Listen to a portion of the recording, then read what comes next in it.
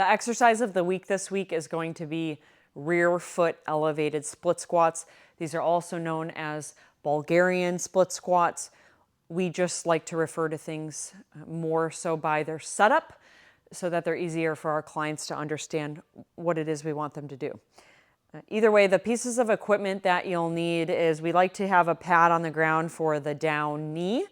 And then there needs to be something behind you to elevate your back foot on. Again, they're rear foot elevated split squats. Now at our gym, we have these roller pads, and then on the other side of our gym, we have an actual unit that has a big roller on it that the height can be adjusted. But in most gyms, they don't have a pad specifically for this exercise. So you may need to use a bench to elevate your rear foot on, and I'm going to show you how to do that, especially if the bench is too high for your height. So in terms of the setup, we always want to set up in the bottom position, because if I can get the bottom position set up well, that really sets me up to be able to go through all of my reps without having to make adjustments while I'm holding weights.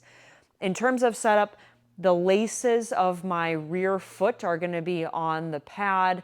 If I were using a bench, they would be on the bench. My knee is down on the ground, and I have about a fist distance between my butt and my heel here. Sometimes we see people setting up really far away from their back leg, which changes the distribution of your weight when you're actually doing this exercise. So normally we'll tell people set up about a fist distance between your butt and your elevated heel. And then in terms of your weight shift or setup in the front, your front shin angle and your upper body angle should match. So if I prefer to be more forward, as long as my shin angle is forward and it matches my body angle, fine. If I prefer to be more upright, those two just need to stay the same. Now the baseline version of this exercise, we use a goblet position, meaning you can either hold a dumbbell or a kettlebell up in a goblet position here right in front of your chest. Elbows are in. I'm going to do my best to drive entirely through my front heel to stand up, almost to lockout, come down, tap my knee, and come right back up. The goal of this exercise is to keep as much of your weight on that front foot as possible while I'm doing the exercise. And then I would come down, switch, put my other foot up, get my setup, fist distance between my heel and my butt, bring that weight back up to the goblet position, align my body angle and my shin angle the same, and then drive up through that front foot. Now, if that is too hard, which anybody that has not done this exercise before, there's a lot of balance and coordination that needs to happen, and that's really challenging. And I think sometimes the internet world makes us think that everybody should just be able to do this exercise right away. But that's not the case for the majority of our clients. So normally, what I would do is I would start someone with an assisted pattern. An easy way to assist the pattern is to give them something to stabilize against. So they're not necessarily holding any weight right now, but I have a PVC pipe here.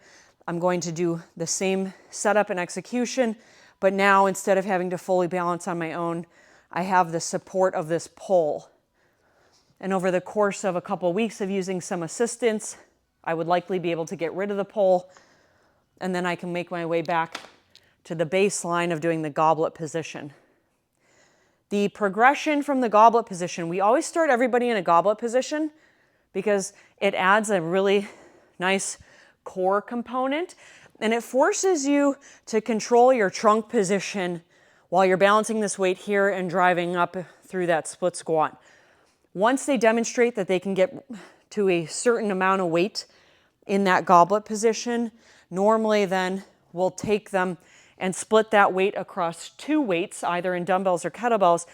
And now I'm going to hold the weights on either side of my stance leg. I match my upper body angle and my shin angle the same, and I drive up through my front foot. And now this is the progression. And once I get to this position where I'm able to hold two weights, I can load it up extremely heavy in each hand.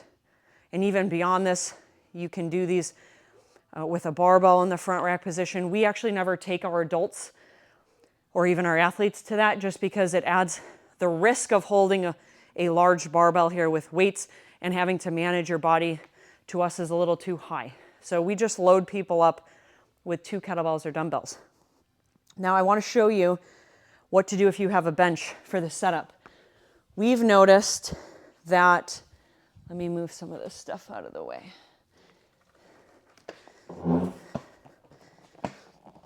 Let's see.